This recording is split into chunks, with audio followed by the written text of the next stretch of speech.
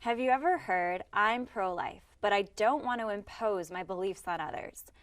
Or, "I'm personally opposed to abortion, but I just can't take away somebody else's choice to have one"?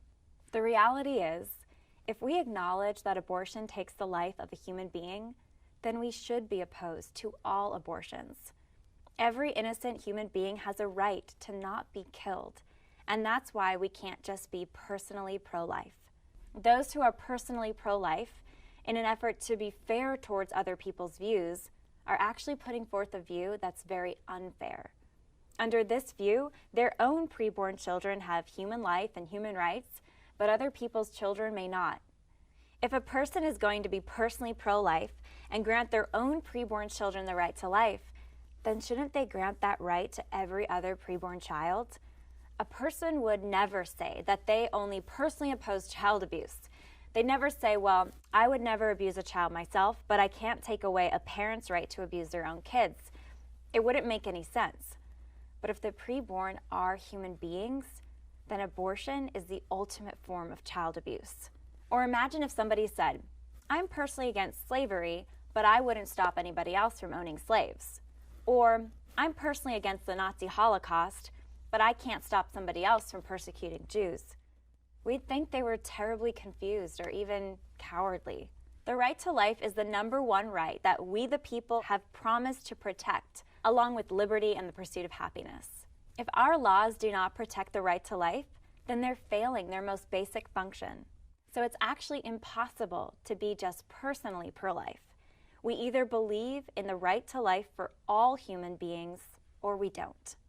Some of those who call themselves personally pro-life think that to oppose abortion means taking away the rights of other people. But that's completely upside down. No one should think that they have the right to kill an innocent human being, especially if that human being is their own child. To oppose abortion is to protect children from having their most fundamental rights taken away. Since Roe v. Wade, over 60 million children have been killed by abortion. Let that sink in. 60 million human lives. And these lives continue to be killed every day. In our country, in our states, in our cities. For many of us, it's happening down the street from our homes.